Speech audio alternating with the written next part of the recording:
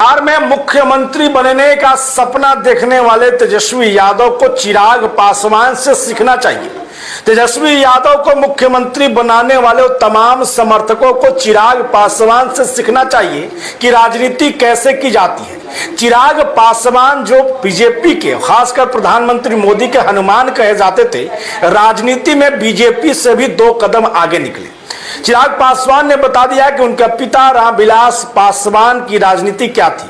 RNP group of institutions में nursing और paramedical courses में नामांकन शुरू। आधुनिक लैब, अनुभवी फैकल्टी और बेहतर प्रैक्टिकल ट्रेनिंग के साथ रोजगार की मजबूत तैयारी। बेटीज बेटों के उज्जवल भविष्य की शुरुआत RNP ग्रुप के साथ। चिराग पासवान ने बता दिया कि रामविलास पासवान, स्वर्गीय रामविलास पासवान कैसे राजनीति करते थे, कैसे उन्हें जो है ये कहा जाता था कि वो पकड़ लेते थे कि सत्ता किसके हाथ में जाएगी। राजनीति की अच्छी समझ चिराग पासवान के पिता स्वर्गीय रामविलास पासवान में कैसे थी, ये खुद चिराग पासवान ने समझा दिया और इसे तेजस्वी यादव उनके तमाम समर्थकों को देखकर सीखना चाहिए। देखिए, बिहार में एक तरफ MLC का चुनाव होना है और यहाँ उम्मीदवारों को उतारने की एक लड़ाई है।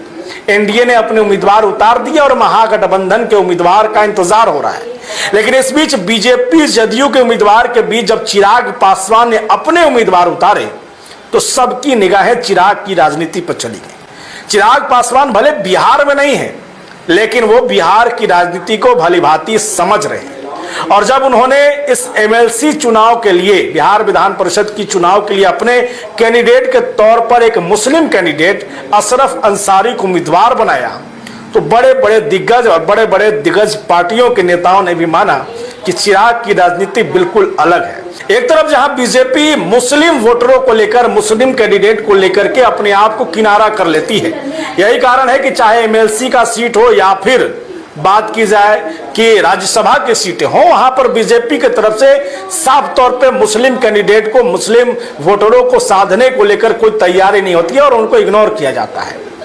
जदयू हालांकि इसको जो है बचाने की कोशिश करता है, उम्मीदवार जरूर देता है, लेकिन बीजेपी पूरी तरीके से खिलाफ। लेकिन जिस बीजेपी और जिस PM मोदी के हनुमान है चिराग पासवान, जिनकी सरकार में मंत्री भी हैं, उन्होंने दिखा दिया कि नहीं, हम आपके रास्ते पर चलने वालों में से नहीं है।